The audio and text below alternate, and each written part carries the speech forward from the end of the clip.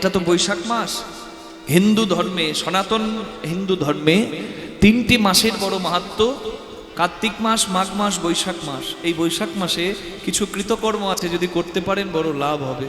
তাই আপনাদের সবার সামনে আমি হাত জোর করে প্রার্থনা জানাই, বৈশাখ মাসে তিনটি কাজ অবশ্যই করতে হয়। একটা কি? একটা হচ্ছে বৈশাখ মাসে করবেন প্রাতঃ স্নান, গঙ্গা জলে স্নান করবেন, এটা উচিত। যদি না পারেন ঘরের জলে গঙ্গা জল মিশিয়ে, তিল গঙ্গা জল মিশিয়ে স্নান করে নেবেন। তুলসীতে জল দান, অশ্বত্থ বৃক্ষে জল দান, আর যারা শিব ভক্ত আছেন মহাদেবের কাছে গিয়ে শিবলিঙ্গে জল দান। নিতাই গৌর হরি বল। এটা হচ্ছে তিনটে কাজ, এটা যেন অবশ্যই পালন করেন। তুলসীতে জল যারা প্রতিদিন দেন, অবশ্যই স্নান করার পর শুদ্ধ বসন করবেন, তারপর যাবেন। তা তুলসী মায়ের প্রতিদিন কি জল দেওয়া যায়? হ্যাঁ, জল প্রতিদিন দিতে পারেন। হ্যাঁ, নারীর মাতৃধর্মে কিছু নিষেধ আছে, সেগুলিকে মানতে হবে। তুলসীতে জল দান বাকি সবাই প্রতিদিন করতে পারেন, তবে তুলসী পাতা প্রতিদিন তুলতে পারবেন না। দ্বাদশীর দিন তুলসী পাতা তুলতে নাই, পূর্ণিমায় তুলতে নাই, সংক্রান্তিতেও নিষেধ করা হয়। অনেকে আবার একাদশীতেও নিষেধ করে। একাদশীটা তুলসী পাতা তুলতে হবে না এমন শাস্ত্রে বলা নাই, বলা আছে কি দ্বাদশীতে তুলতে নাই। তাহলে একাদশী আমরা তুলি না কেন? ভয়ে। অনেক একাদশী দ্বাদশী যুক্ত হয়, তখন পাপটা হয়ে যেতে পারে। তাই বলা হয় আগের দিন তুলে ভিজিয়ে রাখো, সেই তুলসী পত্র ব্যবহার করো। একাদশী, দ্বাদশী, পূর্ণিমা, সংক্রান্তি এগুলো বাদ দিতে হয়নি। তাই গৌর প্রেমানন্দে হরি বল। তা তুলসী পাতায় জলদান প্রতিদিন আপনারা করবেন। বৈশাখ মাসটা সেবা হচ্ছে নিত্য আপনারা জলধারা অর্পণ করতে পারেন। মানে এমন একটা পাত্র করে দেবেন তুলসী বৃক্ষের ওপরে, একটা কাঠের সঙ্গে বেঁধে, হ্যাঁ, ছোট্ট ছিদ্র করে দেবেন, যেন ফোঁটা ফোঁটা জল তুলসী বৃক্ষের গোড়ায় পড়ে। বেশি জল দিয়ে দেবেন না, জলে একবারে তুলসী গাছ জয়নিতাই হয়ে না যায়, তাহলে আবার অপরাধের জায়গা নাই। প্রত্যেকটা কাজে পুণ্য আছে। তুলসীতে জলদান বলুন, তুলসীর মঞ্জুরি চয়ন বলুন, তুলসী পত্র চয়ন বলুন, গোবিন্দের চরণে নিবেদন করা বলুন, তুলসী প্রসাদ রূপে গ্রহণ করা বলুন, প্রত্যেকটা কাজে পুণ্য আছে, আলাদা আলাদা পুণ্য। তাই আপনারা করবেন আর নিজেকে ভাগ্যবান ভাববেন। এই বৈশাখ মাসে যদি তুলসী সেবা কেউ করে, অন্য সমস্ত মাসে করার থেকে 1000 গুণ ফল বেশি পাওয়া যায়। নিতাই গৌর হরি হরি হরি। শুধু তাই নয়, অশ্বত্থ বৃক্ষে জলদান করতে হয়। আমরা বলি মনোবাসনা পূর্ণ হয় কল্পতরু গাছের কাছে গিয়ে দাঁড়ালে। কল্পতরু গাছ কলিকালে কি কি গাছ? অশ্বত্থ বৃক্ষ। অশ্বত্থ বৃক্ষ স্বয়ং ভগবান বলেছেন, বৃক্ষের মধ্যে আমি অশ্বত্থ। অশ্বত্থ গাছের মূলে হরি বল। অশ্বত্থ গাছের মূলে ব্রহ্মার বাস, অশ্বত্থ গাছের কাণ্ডে শ্রী বিষ্ণুর বাস, অশ্বত্থ গাছের শাখায় নারায়ণের বাস, অশ্বত্থ গাছের পাতায় মহাদেবের বাস। তাই অশ্বত্থ বৃক্ষে যদি জলদান করেন, এই বৈশাখ মাসে অনেক পুণ্য অর্জন করতে পারবেন। আর যারা শিব ভক্ত আছেন, এই শিবলিঙ্গে জলদান করবেন। এই গরমে যদি করেন, যখন প্রকৃতি একেবারে গরমে অতিষ্ঠ হয়ে ওঠে, তখন আপনি যদি জল দানের মতো সেবায় যুক্ত হন, অনেক গুণ ফল বেশি পাবেন। শুধু তাই নয়, বৈশাখ মাসে দান বেশি করতে হয়। যারা পুরো বৈশাখ মাস পারবেন না, কালকে বলেছিলাম অক্ষয় তৃতীয়ার দিন করে দেবেন। আর যদি পারেন পুরো বৈশাখ মাস করবেন। মনে থাকবে মা, অন্নদান, বস্ত্রদান, এই বৈশাখ মাসে জলদান, গুড় এবং ছাতু দান, এগুলো অবশ্যই করতে হয়। এগুলোই শাস্ত্রের বিধান আছে, আপনারা পালন করবেন, মানবেন। বৈশাখ মাসে তুলসীর সেবা করে নিজেকে ভাগ্যবান ভাগ্যবতী করবেন। কেউ চকলেট দিলে আমি বলি থ্যাংক ইউ, বলি তো। কোনো রাজনীতির দল আমাকে ঘর করতে টাকা দিলে নাকি, তার মিটিংয়ে মিছিলে গিয়ে বলি না ভোট দেবেন কোনখানে, অমুকের মাঝখানে। কিন্তু যে আমাকে দিয়েছে এত কিছু, তাকে কি দিয়েছি? আমি মাতৃগর্ভে এলাম, আমি কিভাবে থাকবো জানতো সে। আমি জন্মের পরে কি খাবো, মাতৃস্তনে দুগ্ধ দিল সে। আমার জন্মের আগে এত সুন্দর পৃথিবী সাজিয়ে রেখেছে সে, আমাকে পরিপূর্ণ করেছে। যদি পরিপূর্ণ না করতো, যদি আমাকে পঙ্গু করতো কেমন হতো? চোখ দিয়েছে, না দিলে বলতাম চোখ দাওনি, তোমার জগৎ দেখতে পেলাম না। কান দিয়েছে, না পেলে বলতাম তুমি কান দাওনি, আমার হরিনাম শোনা হলো না, সবাই শুনছে আমি পারি না। মুখ দিয়েছে, যদি না দিত বলতাম আমাকে পশু করলেই পারতে, মানুষ কেন করলে? পশুও বলতে পারেন, আমিও বলতে পারি না। যদি হাত না দিত বলতাম আমাকে হাত দাওনি, তাই পা দিয়ে অনেক কিছু শিখেছি। পা দিয়ে ছবি আঁকতে শিখেছি, পা দিয়ে খুন্তি ধরে রাঁধতে শিখেছি, পা দিয়ে তুলি ধরে ছবি আঁকি, পা দিয়ে কলম ধরে লিখি। কিন্তু সব পারলেও, আমার ইচ্ছা থাকলেও, আমি পা দিয়ে তো একটা তুলসী পাতা তুলে তোমার চরণে দিতে পারবো না। যদি পা না দিত বলতাম সবাই তীর্থে যায়, গড়াগড়ি দেয়, আমারও স্বাদ হয় মাধব, কিন্তু তুমি আমাকে পঙ্গু করেছ, তাই আমি পারি না। তাকিয়ে দেখুন নিজের দিকে, আমি তো পরিপূর্ণ মা। গাছে গাছে মিষ্টি ফল, নদীতে মিষ্টি জল, থাকার জন্য বৃক্ষতল সব দিয়েছে, তবু আমি তাকে কি দিয়েছি? ফাঁকি। ঘনে विद्यापति शेष समन भयो, तुआ बिन गति नहीं मोरा, आदि अनादि का नाथ कहयसि अवतारण भार तुहारा। Only you can carry me across the ocean of death and birth. তুমি পারো ভবসাগর পার করতে, আমি এটা বুঝেছি, তবে অনেক দেরিতে। কেউ আমার সঙ্গী হবে না, তুমি হবে, আমি বুঝেছি দেরিতে। Even Brahma, the creator of the world, dies again and again, but you, hey my mighty Lord, has no end and no beginning. Like waves are created in the ocean and merges back into it, all the creation has been created by you. You are supreme, you are ultimate, you are the source of every energy. তুমি সর্বশক্তিমান, আর আমি হলাম জগতের সবথেকে বড় বেঈমান। দীঘা যাই, পুরী যাই, সমুদ্রের ঢেউ খাই, তবুও বুঝি না ভাই যে সমুদ্রের ঢেউ আমাকে কি বলে যায়। সমুদ্রের ঢেউ আমাকে ছুঁয়ে বলে, দেখো আমায়, আমি জন্মেছি সাগরে, আমি তোমাকে ছুঁয়ে দিয়ে আবার ফিরে যাচ্ছি ওই সাগরে। তুমি এসেছো, তুমিও যাবে আর দুদিন পরে। যার কাছে যাবে তাকে ভালোবেসেছো, তার সেবা করেছো, তাকে ধন্যবাদ দিয়েছো, তার নাম করেছো। যদি না করেছো, জীবনে সব থেকে বড় ভুল করেছো। এটাই প্রার্থনার জায়গা। তাই যে যেখানে বসে আছেন মা, আমি আপনাদেরকে বলি হাত জোড় করুন, আর আমার সঙ্গে প্রার্থনাটা সহজ বাংলা ভাষায় আমার গিরিধারী মাধবকে জানান। কারণ আজকে তো আমার বিদায় বেলা, আমি চাইলেও কালকে আপনাদের চরণ সেবা করতে পারবো না কীর্তনের দ্বারা। তাই আজকে সময় আমাদের হাতে আছে, প্রার্থনা করব কি? তুমি নির্মল করো মঙ্গল করে, মলিন মর্ম মুছায়। তুমি নির্মল করো মঙ্গল করে, মলিন মর্ম মুছায়। তবু পুণ্য কিরণ দিয়ে যাক মোহ কালিমা ঘুচায়। মলিন মর্ম মুছায়। তুমি নির্মল করো মঙ্গল করে, মলিন মর্ম মুছায়।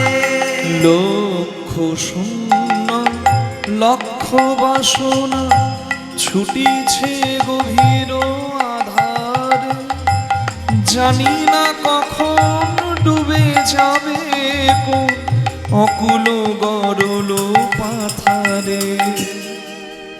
লক্ষ্য শূন্য, উদ্দেশ্যবিহীন, লক্ষ্য বাসনা, লাখ লাখ কামনা বাসনা, আর এই আমার কামনা বাসনায় আমাকে ডুবিয়ে মারবে আমি জানি। কিন্তু আমি তোমাকে ডাকছি কেন জানো? আমি যদি ডুবে মরি, আর কেউ না বাঁচাক, তুমি তো বাঁচাবে।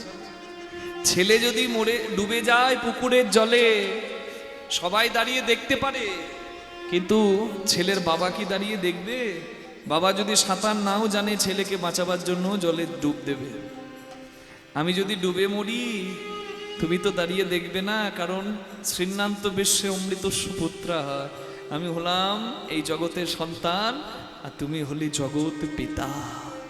প্রভু বিশ্ব বিপদ হন্তা, এসে দাঁড়াও রুধিয়া পন্থা, তব শ্রীচরণ তলে নিয়ে সমু মর্ত বাসনা ঘুচায়ে।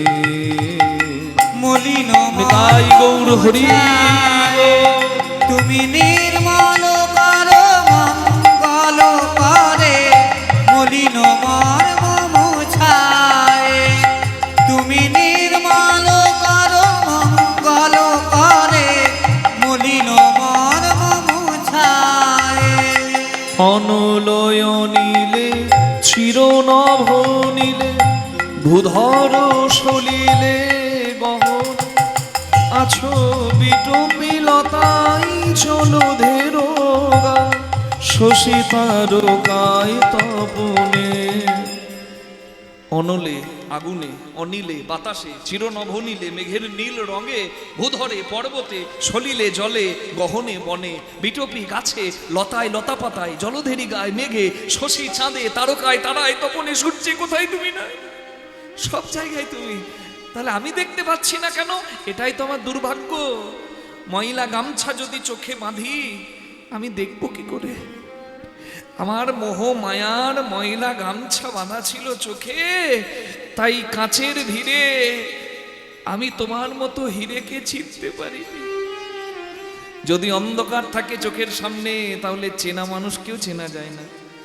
আমার অজ্ঞানে অন্ধকার, অজ্ঞানতার অন্ধকার ছিল, তাই তোমার মতো আপনকে চিনতে পারি। আমি নয়নে বসন বাঁধিয়া, বসে আধারে মরি গো কাঁদিয়া। আমি দেখি নাই কিছু, বুঝি নাই কিছু, দাও হে দেখায় বুঝায়। মলিন মর্ম নিতাই গৌর হরি বল। তুমি নির্মল করো মঙ্গল করে, মলিন মর্ম মুছায়। মলিন মর্ম মুছায়, মলিন মর্ম মুছায়। আমি অল্পই খুশি হই, তাই সবাই আমাকে আশুতোষ মহাদেব বলে ডাকে। তোর বাবা, তোর পূর্বপুরুষ সবাই আমার চরণে বেলপাতা দিয়েছে, কিন্তু আমি কাউকে সাক্ষাৎ কৃপা করিনি।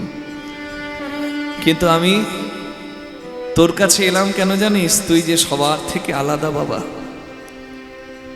আমার কাছে যা চাইবি আমি তোকে তাই দেব। বল তোর কি চাই? বিদ্যাপতি আঁচল পেতে চোখের জলে বুক ভাসাচ্ছে। মহাদেব বুঝতে পারলো কেন বিদ্যাপতি সবার থেকে আলাদা। কেউ ধন চায়, কেউ জীবন চায়, কেউ যৌবন চায়, কেউ শক্তি চায়, কেউ বুদ্ধি চায়, কেউ মুখ্য চায়, কিন্তু বিদ্যাপতি আঁচল পেতে কাঁদছে। তাই মহাদেব বিদ্যাপতিকে অভয় দিয়ে বলে, বাবা তুই যা চাইবি তাই দেব, কাঁদবি কেন? বল কি চাই? বিদ্যাপতি আঁচল পেতে মহাদেবের কাছে প্রার্থনা করছে, হে মহাদেব, আমার বংশে আজ পর্যন্ত যা কেউ করেনি আমি তাই করতে চাই, তাই আমি তোমার কাছে আশীর্বাদ চাই। কি আশীর্বাদ?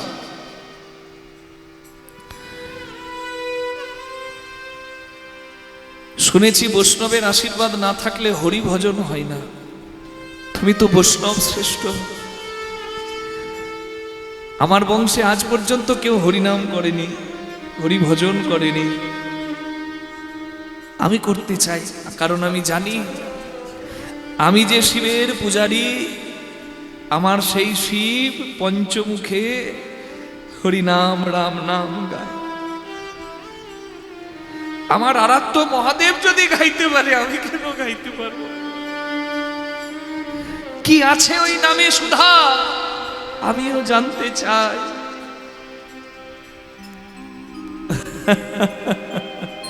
ওরে দুষ্টু, তাহলে এই ছিল তোর মনে?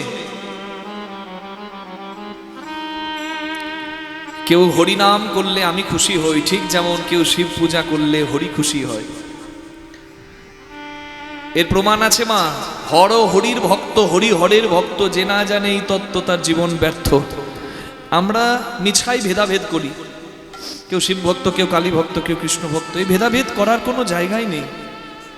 সর্বদেবদেবীর দুয়ারে যাও না হো তৎপর, সর্বত্র মাগিয়া লও কৃষ্ণ প্রেম ভক্তিবর। চৈতন্য চরিতামৃতের ভাষা।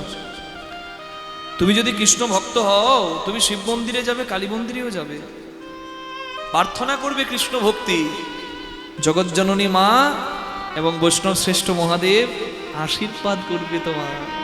হ্যাঁ গো, তার প্রমাণ আছে শিবপুরাণে, তার প্রমাণ আছে শিবপুরাণে। ছোট্ট করে বলি আপনাদের সামনে, শিবের পূজায় শ্রীফল বা মিষ্টি বেল দিতে হয়। এই বেলের জন্ম কিভাবে হলো সেই কথা জানতে হয়। জানতে গেলে শিবপুরাণের শ্রীফলের জন্ম কথা পড়তে হবে। কি লেখা আছে? নারায়ণের চরণ সেবা করছে লক্ষ্মী, আর নারায়ণ লক্ষ্মীর খুব নাম করছে, বলে লক্ষ্মী তুমি আমার খুব প্রিয়, তোমার মতো কেউ হয় না। মানে গিন্নিকে মাঝে মাঝে মাখন দেয় না কর্তা, ওই আর কি। মায়েরা ভালো জানবেন, জয় রাধে। আমি জানি না, আপনারা জানবেন।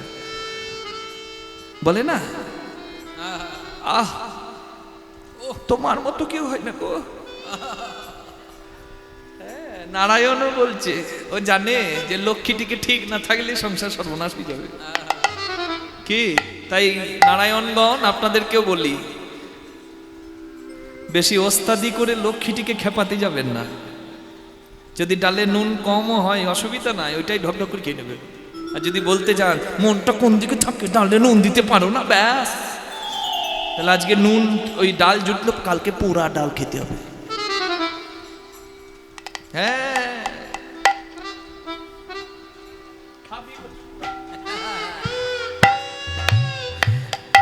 নারায়ণ লক্ষ্মীকে বলছে, লক্ষ্মী চরণ সেবা করছে তো, নারায়ণ বলছে লক্ষ্মী তুমি আমার বড় প্রিয়, তোমার মতো কেউ হয় না। বলে থাক, আমি জানি, আর মাখন দিতে হবে না, কাজের কথা বলো, আমাকে ছাড়ো, জগতে তোমার আর কে প্রিয় বলো, আমি শুনবো। বলে সত্যি শুনবে? বলে হ্যাঁ, যে আমার শিবের প্রিয় সে আমারও প্রিয়। মা লক্ষ্মী বলে এ কেমন কথা? তাহলে তোমার প্রিয় হতে গেলে শিবের প্রিয় হতে হবে। আমি যদি শিবের পূজা করি তুমি খুশি হবে? বলে নিশ্চয়ই। নারায়ণের ইচ্ছাই ছিল লক্ষ্মীকে দিয়ে শিব পূজা করানো। তো মা লক্ষ্মী বৈকুণ্ঠে স্বর্ণ শিবলিঙ্গে 108টা পদ্মফুল দিয়ে প্রতিদিন শিব পূজা করে। একদিন শিব লক্ষ্মীর ভক্তি পরীক্ষা করতে দুটো পদ্মফুল লুকিয়ে নিলেন। পূজার আসনে বসে দেখলেন মা লক্ষ্মী যে দুটো পদ্ম নাই। মা লক্ষ্মীর তখন মনে পড়ল যে প্রভু নারায়ণ তো বারবার বলেন আমার দুই স্তন যেন দুটি শ্বেত পদ্ম, সাদা পদ্ম, তাহলে দুটো পদ্মের যখন অভাব, আমি আমার স্তনপদ্ম বলিদান করব শিব পূজায়। চিন্তা করুন, দেবী রূপে কেন পূজা হবে না? স্বামী খুশি হবে শিবের পূজায়, শিবকে সন্তুষ্ট করলে। তাই স্বামীর খুশির জন্য নিজের স্তন পদ্ম বলিদান করলেন। এই জন্য নারীর পূজা হয় মাগো। নারী দুর্গা, নারী কালী, নারী শক্তি হয় ভূপালী, নারীর পায়ে দেয় অঞ্জলি কৃষ্ণ গুণদান।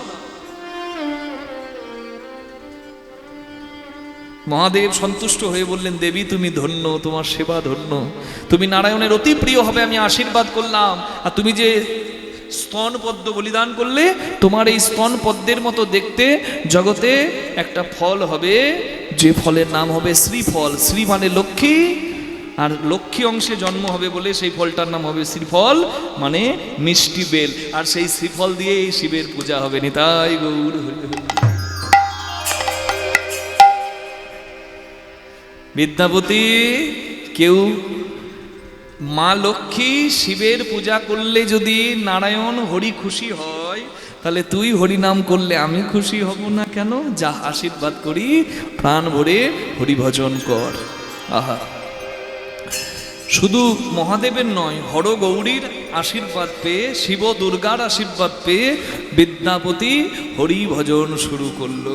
পথে চলিতে আর বলিতে, পথ চলিতে গিরিধারী লাল কি পথ চলিতে আর বলিতে তুমি গাহো গাহো তার নাম কৃষ্ণ নাম মধু নাম তুমি গাহো গাহো তার নাম কৃষ্ণ নাম মধুরী নাম পথ চলিতে আর বলিতে পথ চলিতে আর বলিতে ও পথ চলিতে আর বলিতে পথ চলিতে আর বলিতে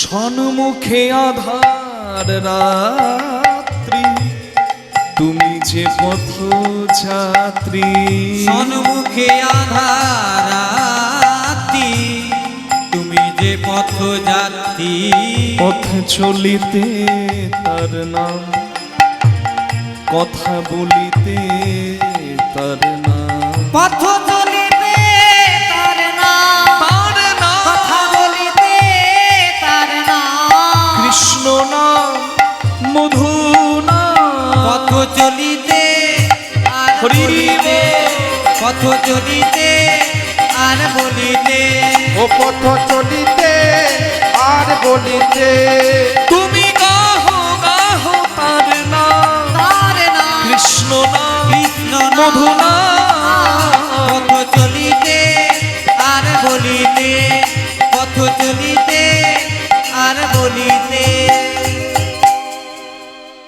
যদি কেউ অশুদ্ধ দেহে থাকে, যদি নারী ধর্ম অনুযায়ী রজস্বলা বা ঋতুবতী হয়ে মাসে থাকে, যদি কারোর অসহজ থাকে, তাহলে মন্দিরে যেতে নাই, দেব সেবা করতে নাই, সাধুগুরু বৈষ্ণবের সেবা করতে নাই, এমনকি গুরুদেবের দেওয়া বীজ মন্ত্র জপ করা উচিত নয়। কিন্তু যে কোনো অবস্থাতে অশুদ্ধ দেহে থাকো, অসুচি হয়ে থাকো কিংবা রজস্বলা হয়ে থাকো, যে কোনো অবস্থাতেই হরি নাম করা যায়। হরি বল। প্রতি নিঃশ্বাসে দৃঢ় বিশ্বাসে, প্রতি নিঃশ্বাসে দৃঢ় বিশ্বাসে প্রতি অস্তিতে, প্রতি চন্দ্রিতে বলো না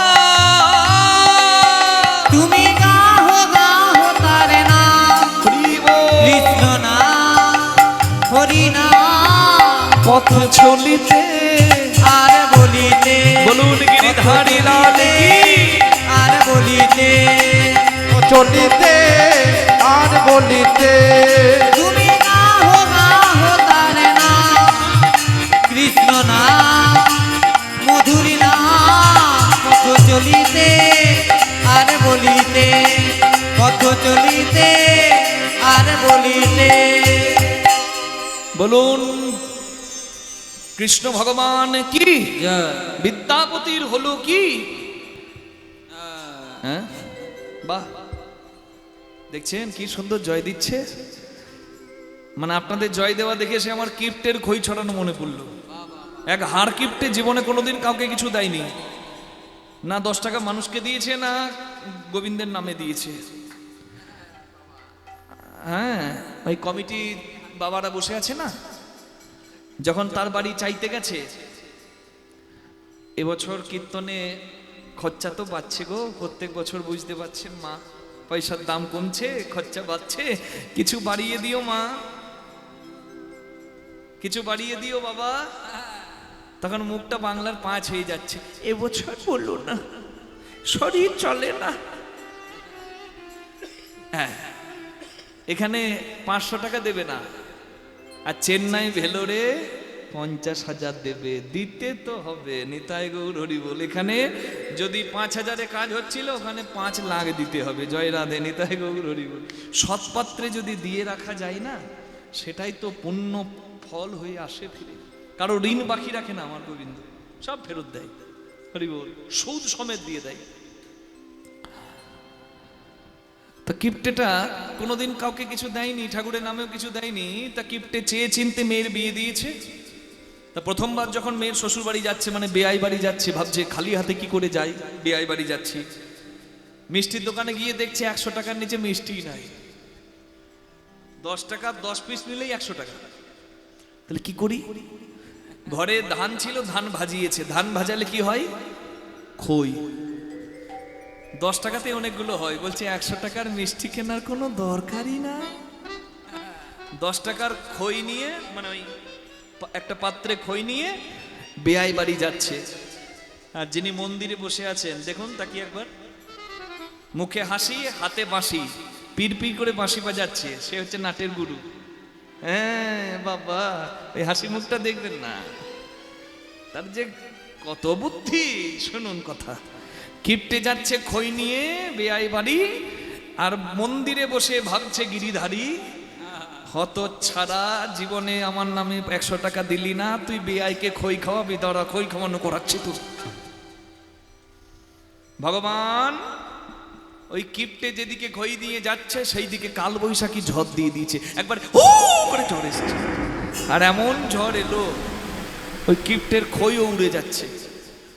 আর যখন খই উড়ে যায় কিপটের বুক ফেটে যায়, ইস চলে গেল, চলে গেল। কিপটে তখন ভাবছে যা কিছু হয় সব তো তার ইচ্ছায়। আমি তো জীবনে কোনোদিন ঠাকুরের নামে কিছু দিই নাই, খইগুলো এমনি এমনি কেন উড়ে যায়? খইগুলো উড়ে যাচ্ছে, তখন খইগুলোকে বলছে, কি চালাক, বলে উড়ো খই গোবিন্দায় নমঃ, যা গোবিন্দের চরণে যা, উড়ো খই গোবিন্দায় নমঃ, উড়ো খই। এমনি এমনি কেন নষ্ট হয়? গোবিন্দায় নমঃ, যা গোবিন্দের নামে যা, ঠাকুরকে দিলে তো পুণ্য ফলে কিছু লাভ হবে। আপনারাও তাই, আমি যাই বলছি বলছে জয়, ওদিকে হলো কি জয়, মানে জানে যে জয় দিলে জয়ী হয়, তাই যা বলছে বলুক কীর্তনিয়া জয়। বিদ্যাপতির হলো কি? হ্যাঁ জয় জয় জয় জয় হলো। মিথিলার রাজকবি তথা রাজ পণ্ডিতের আসন বিদ্যাপতি পেল। স্বদেশে পূজ্যতে রাজা বিদ্বান সর্বত্র পূজ্যতে। মা, সব জায়গায় গিয়ে আমি একটা কথা বলি, সন্তানকে শিক্ষিত করুন। শিক্ষিত বলতে যে শিক্ষাতে চাকরি পাওয়া যায় শুধু সেই শিক্ষার কথা বলি নাই, নীতি শিক্ষা দেবেন, মোরালিটি যেন সন্তানের মধ্যে থাকে, যেন সামাজিক হয়, হ্যাঁ, দেশের দশের সমাজের কথা চিন্তা করে। আর আধ্যাত্মিক বিদ্যা এমনভাবে দেবেন তার ভেতরে যেন কৃষ্ণ ভক্ত হতে পারে, যেন আস্তিক হতে পারে, নাস্তিক না হয়। হরি বল। এটা সবার কাছে প্রার্থনা জানাই।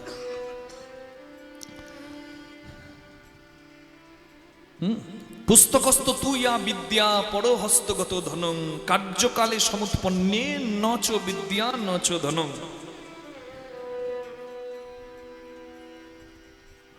জ্ঞান রাখতে হবে ভেতরে।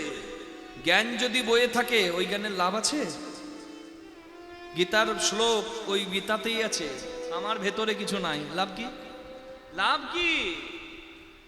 কেউ যদি আমাকে জিজ্ঞাসা করে রাস্তায় দাঁড়িয়ে, আমি বলবো কি, দাঁড়াও বইটা দেখে আসি, তাহলে আমাকে কেউ পণ্ডিত বলবে কি? বলবে না। জ্ঞান থাকবে ভেতরে। পরহস্তগত ধনং, পুস্তকস্থ তুইয়া বিদ্যা পরহস্তগত ধনং।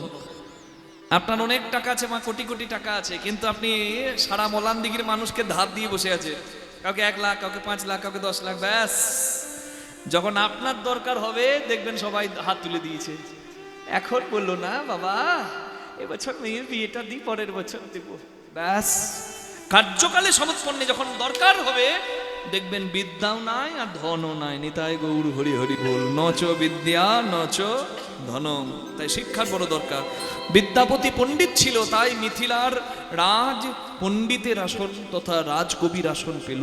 বিদ্যাপতির কণ্ঠ এত সুন্দর, তাকে বলা হয় মিথিলার কোকিল। কাকে বলে মিথিলার কোকিল? বিদ্যাপতিকে। এগুলো আপনারা পড়বেন। বাংলা নিয়ে যারা পড়াশোনা করেছে তারা বিদ্যাপতির ইতিহাস পড়েছে। যারা আপনারা শুনছেন আজকে সবাই চিনে যাবেন বিদ্যাপতিকে, সবাই এখানে প্রণাম করে যাবেন বিদ্যাপতিকে, এটার আমার বিশ্বাস। বিদ্যাপতি যখন গান গায়, বিদ্যাপতির বাড়িতে কতজন কীর্তন শুনতে আসে, শুধু তাই নয়, মানুষ দূরের কথা, রাস্তার কুকুর ছাগল, গাছের পাখি বিদ্যাপতির ঘরের দরজায় আসে কৃষ্ণ কথা শোনার জন্য। বিদ্যাপতি শিবের পূজারী, তাই শিব পূজা করে, কিন্তু বাকি সর্বক্ষণ হরিনাম করে, কারণ হরিনাম সে বড় ভালোবাসে। আর এটাই হয়ে গেল তার কাল। কি মা? বিদ্যাপতির কাছে লুকিয়ে লুকিয়ে কীর্তন শুনতে আসতো রানী লক্ষ্মীবাই। কেউ যদি হরিবাসরে আসে রাত দুটোয়, তাহলে কি তাকে নিন্দা করা সাজবে? বলুন মা, সাজবে কি? মধু কি কৃষ্ণদাসে আছে? মধু আছে নামে, তাই তো কৃষ্ণ ভক্ত ভ্রমর ছুটে আসে হরিবাসর প্রাঙ্গণে। বিদ্যাপতিতে তো মধু ছিল না, মধু ছিল তার নামে। তাই রানী পাগলের মতো ছুটে আসতো বিদ্যাপতির অঙ্গনে, নাম শ্রবণে। কিন্তু একটা মেয়ে যদি পরপুরুষের বাড়ি লুকিয়ে লুকিয়ে যায়, এ তো সমাজ দেখবে না ভালো চোখে। তাই কলঙ্ক হলো বিদ্যাপতি আর রানী মায়ের। বিদ্যাপতি ভেবেছিল সংসার করব না, কিন্তু বাধ্য হয়ে সংসার করলো। ভাবছে সংসার করি, হয়তো সংসার থেকে একটু সুখ পাবো। যে বিদ্যাপতি শতবার বাঁচিয়েছে রাজা গণপতি সিংহ, রাজা শিব সিংহ, আদি সিংহ বংশের রাজাদের, মিথিলার রাজাদের, সেই বিদ্যাপতিকে ওই রাজ পরিবার অপছন্দ করতে শুরু করলো। বিদ্যাপতি সংসার করলো।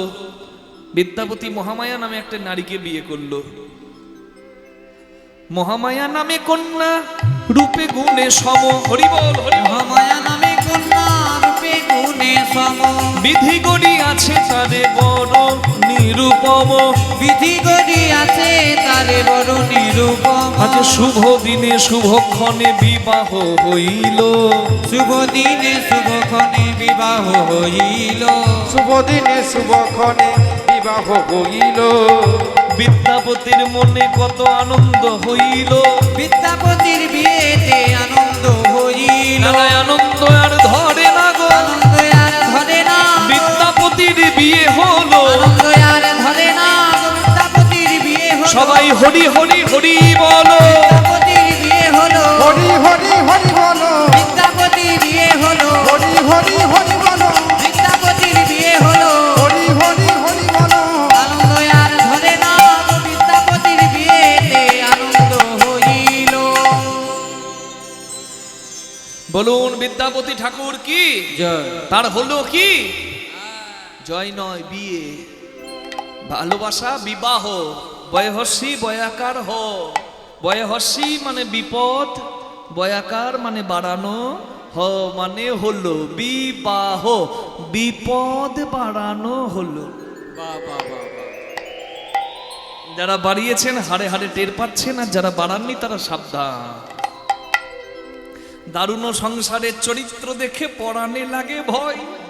কাল সাপের মুখে শুয়ে থাকা, না জানি কখন কি হয়।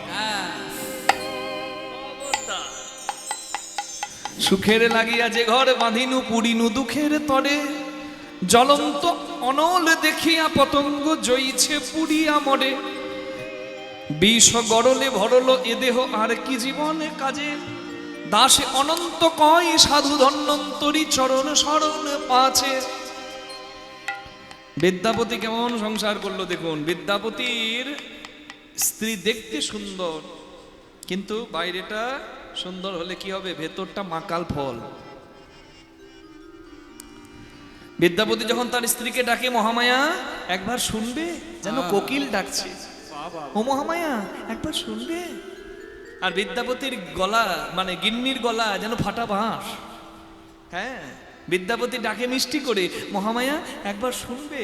আর মহামায়া উত্তর দেয়, কি হয়েছে কি? আর ভালো লাগবে ডাকতে? কি করবেন,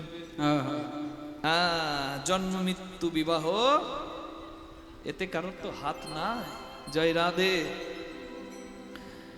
বিদ্যাপতি সংসারে খুব কষ্ট পেল। কেন জানেন? বিদ্যাপতি ভজন প্রিয়, আর বিদ্যাপতির স্ত্রী একবারে ঘোর বিষয়ী। নিষ্ঠুর মন, আর বিদ্যাপতির উদার মন। একজন সুমেরু, একজন কুমেরু।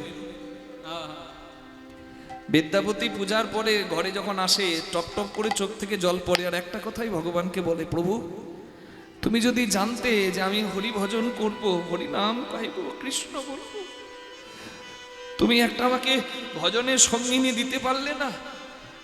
তুমি এমন মেয়েকে দিয়েছো,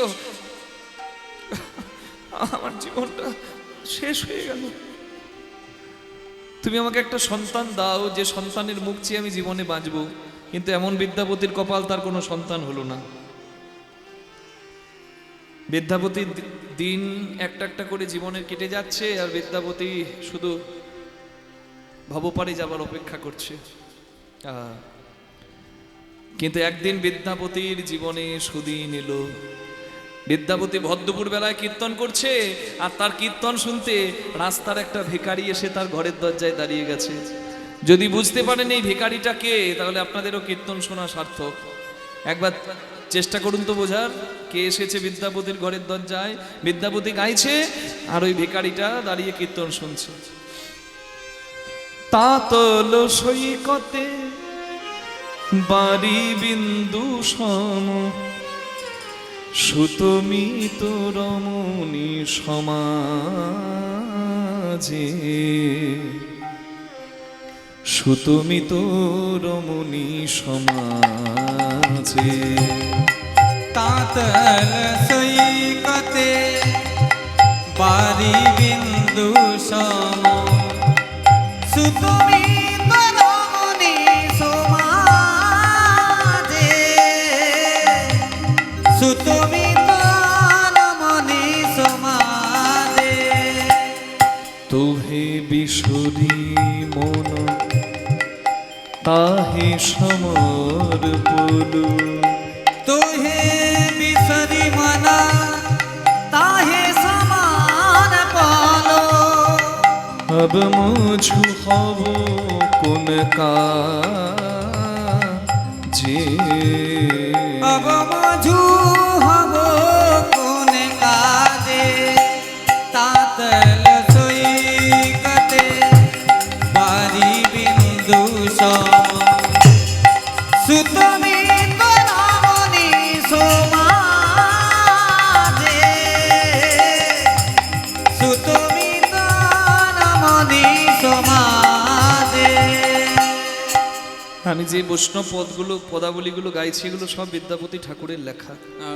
মায়েরা, আপনাদের কাছে এই গান গাইতে এসে আমার মনে পড়ে গেল,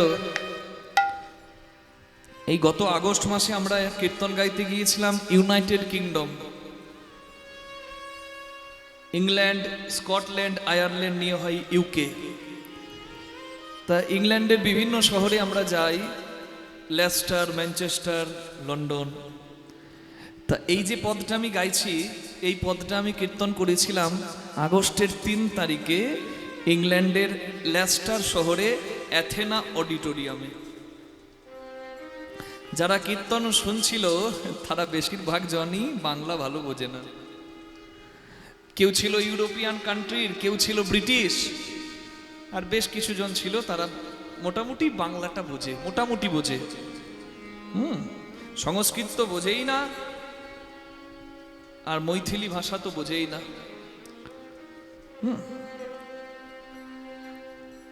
আমি এই কীর্তনটা গাইছিলাম, কীর্তন যেমনই হোক ওরা আনন্দ পায়, এটা ওদের ভালো গুণ। মানে ভগবানের নাম তো হচ্ছে, সব সুন্দর। কিন্তু যখন আমি এর অর্থগুলো ওদের ভাষায় ইংলিশে আমি তাদেরকে শোনালাম, কীর্তনের মধ্যে যে কি রতন আছে তারা বুঝতে পেরে, বিশ্বাস করুন ওই বিদেশিরাও চোখের জল ফেলছে। এটা আমাদের কাছে অনেক বড় পাওয়া।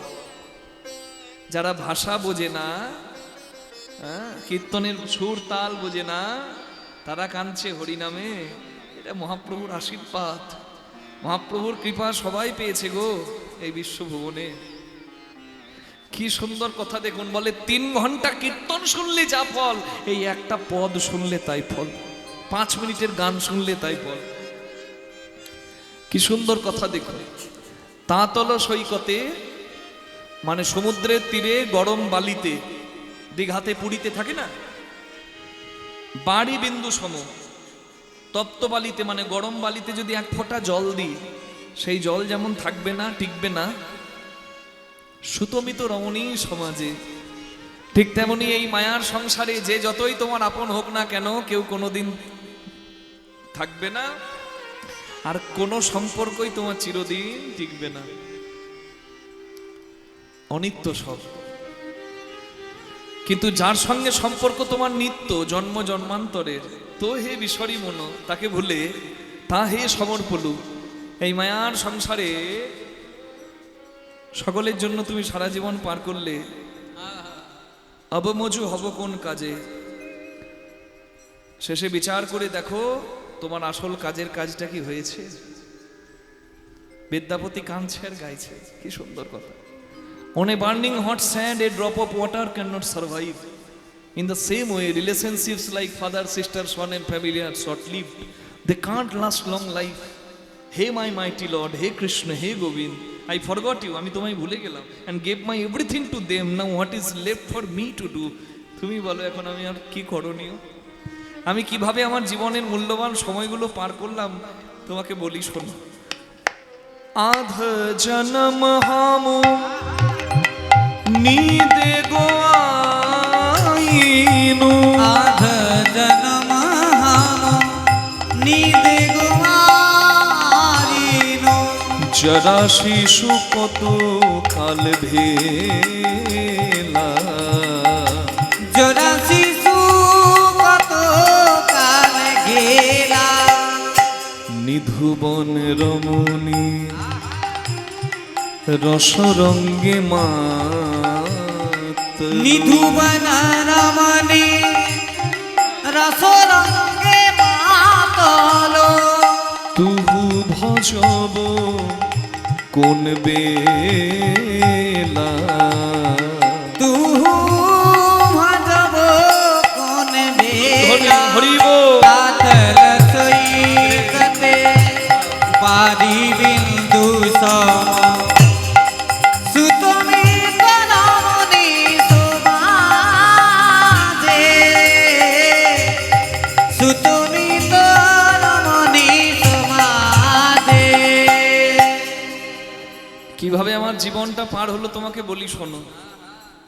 আধ জন্ম হামো নিদে গোয়াইনু, অর্ধেকটা জীবন প্রায় ঘুমাতেই গেল। আমার দিকে তাকিয়ে দেখুন মা, আমি আমাকে দিয়ে বলি, পরকে দোষ দেওয়ার থেকে নিজেকে দোষ দেওয়া অনেক ভালো। আমি এখন 8 ঘন্টা ঘুমাই, যদিও এই কয়েকদিন থেকে চোখে ঘুম নাই।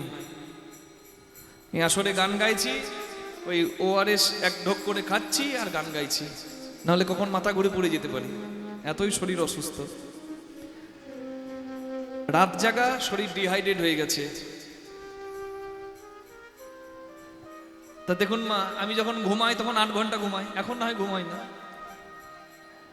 তা দিনে 8 ঘন্টা যদি ঘুমাই তাহলে 3 8 24, মানে বর্তমান সময়ে আমি 3 ভাগের 1 ভাগ সময় ঘুমাতে পার করছি নাকি। আবার যখন আমি ছোট ছিলাম আর যখন আমি বুড়ো হব তখন কিন্তু বেশি ঘুমাবো। তাহলে হিসেব করলে দেখা যাবে অর্ধেকটা জীবনই প্রায় ঘুমাতে গেল। যারা বলেন অনেক সময় আছে বাবা, হবে হবে হবে হবে, তো কবে? সময় কই? অর্ধেকটা জীবন তো ঘুমাতেই গেল। জরা শিশু কতকাল গেলা, রোগ জ্বালায় দিন গেল। শিশুকালে আমার মতি ছিল না, কিছু বুঝতাম না, বাল্যকাল গেল হাসিতে খেলিতে গেল, আর নিধুবান রমণী রসরঙ্গে মাতালু, আর যৌবন কাল গেল রসে রমণীর প্রেমে মেতে দিন পার করলাম। দুপুরবেলায় অন্ন সেবা করছি, পাতে আছে কাগজি, কাগজি রস নিংড়ে অন্ন সেবা করলাম, বেশ ভালো লাগলো। ভাবছি তাহলে আরেকটা কাগজি চাইবো, বেশ ভালো লাগছে। কিন্তু আবার পরে ভাবছি না থাক, লজ্জা লাগছে, চাইবো না। তাই পাতে যে কাগজিটাকে রস নিংড়ে নিয়েছি সেই কাগজিটাকে আবার নিলাম। ওটা তো আমার পাতে আছে, আমার এই আমার ভেবে একবারে নিংড়ে সব রস নিংড়ে বের করে দিলাম। পাতের পাশে কাগজিটা পড়ে রইল, আমি উঠে যাচ্ছি, কাগজিটা বলে আমার রসে তৃপ্তি করে অন্ন সেবা করলে আমাকে ধন্যবাদ দেবে না। আমি বললাম তোমার সঙ্গে আমার সম্পর্ক ছিল কতক্ষণ? তোমার মধ্যে রস ছিল যতক্ষণ, রস শেষ ভাবও শেষ। জয় রাধে। এই হলো এই সংসারের কথা। ভালোবাসা কতক্ষণ? স্বার্থটুকু যতক্ষণ। শিশুকাল হাসতে খেলতে গেল, যৌবনকাল রসে মেতে গেল, আর যখন বয়স বাড়ল ডাক্তার বলে দিল pressure high, sugar high, cholesterol high, BP high, সব হাই, খাবি কি? শুকনো রুটি আর শাক খাজা, মৃত্যুর অপেক্ষা। আর তখন ডাকতে গিয়ে দেখছি আমার হাতে আর সময় না। কত চতুরানা মরি মরি যাও তো, কত চতুরাননা মরি মরি যাও তো, কত চতুরানা মরি মরি যাও তো। মাধব হে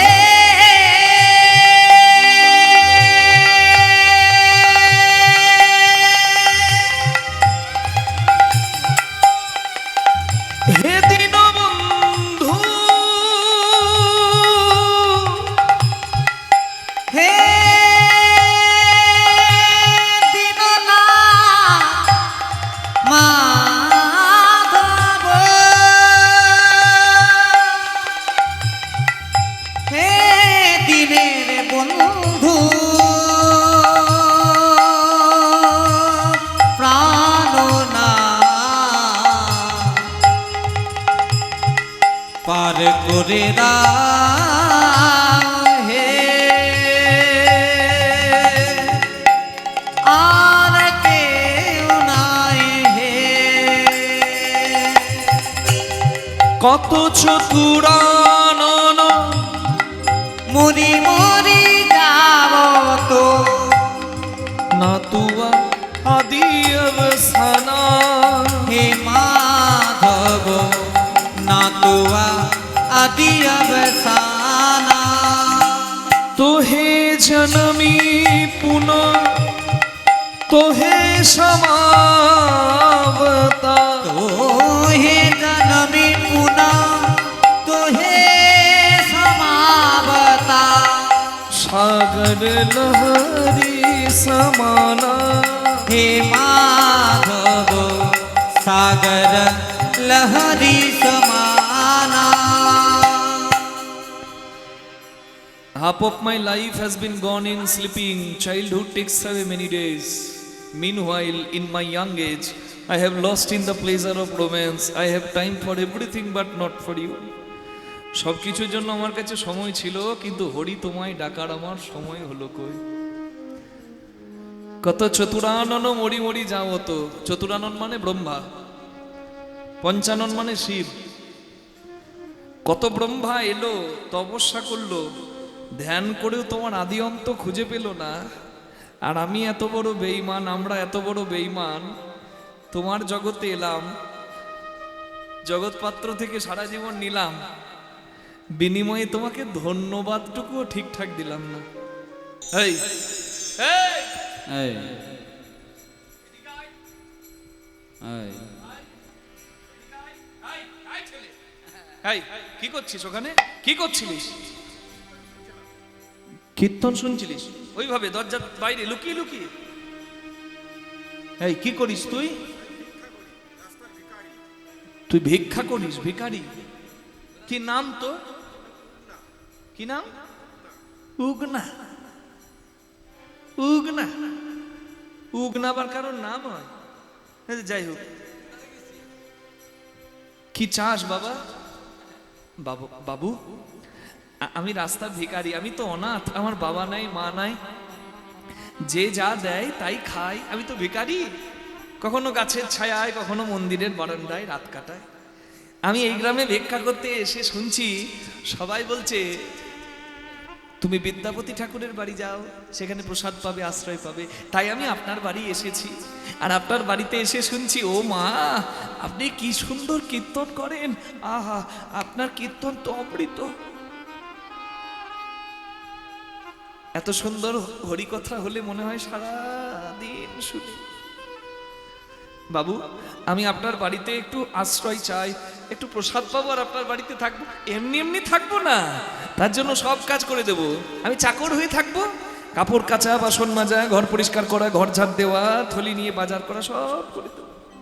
আহ, ছেলেটাকে দেখে বিদ্যাপতির বাৎসল্য স্নেহ জাগলো। ভাবছে আমার যদি সন্তান থাকতো ঠিক এরকমই হতো। বেশ বাবা,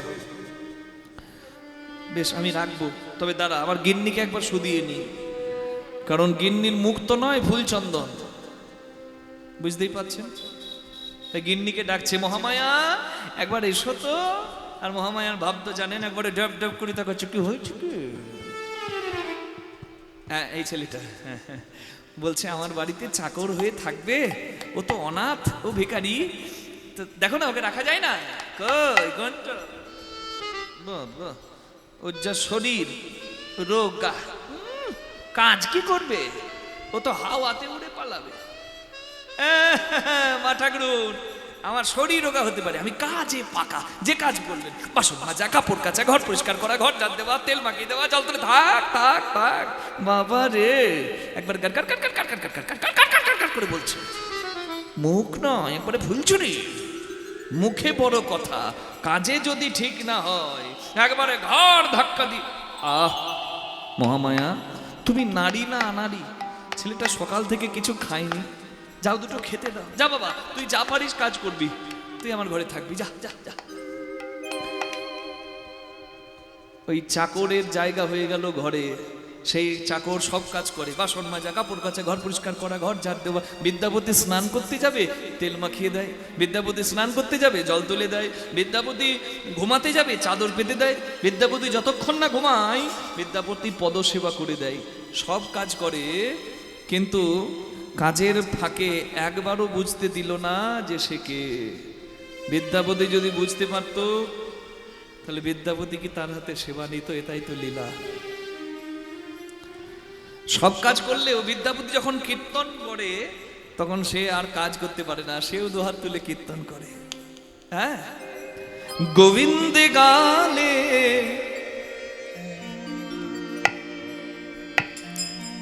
আজকে এক মা আমার সঙ্গে দেখা করতে এসে, কি যেন গ্রামের নাম বললো, রঞ্জিতপুর নাকি। আছেন মা কোথাও? কই দেখতে পাচ্ছি না আমি। তিলক সেবা করে আজকে আমার জন্য ফল মিষ্টি অনেক কিছু এনেছিল মা। আমাকে বলল যে ভজনটা আপনি লক্ষ্মীনারায়ণপুর আশ্রমে করেছিলেন, সেই ভজনটা গাইবেন। তা আসেনি এখনো, মা বোধহয় দেখতে পাচ্ছি না। যাই হোক, গানটা যখন ধরেছি গাই। কি মা, এই ভজন আমি গেয়েছিলাম গোবিন্দবল্লভ শাস্ত্রীজির বাড়িতে আশ্রমে। আমাকে ভজন করার জন্য যখন বলে, আমি ভজনটা গিয়েছিলাম। মা শুনেছিলেন তাই বলে, গোবিন্দ গালে গোপাল গালে, উলুধ্বনি হরি বল। গোপাল গালে, গোবিন্দ গালে গোপাল গালে, গোবিন্দ গালে গোপাল গালে, গোবিন্দ গালে, গোপাল গালে। जीवन की नैया किनार लगा ले, किनार लगा ले। जीवन की नैया किनारे लगा ले, किनारे लगा ले।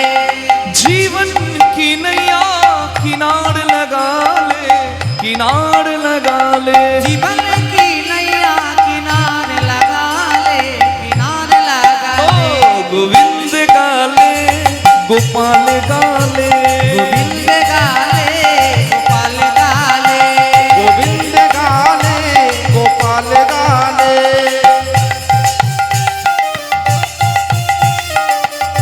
দুহাত তুলে সবাই মিলে করতালি দিয়ে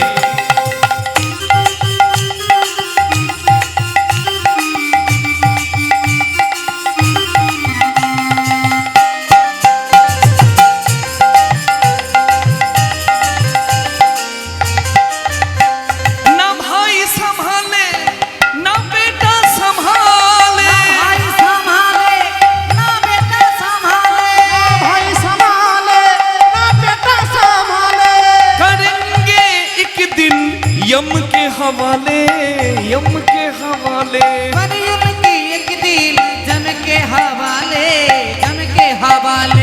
गोविंद गाले गोपाल गाले गोविंद गाले गोपाल गाले गोविंद गाले गोपाल गाले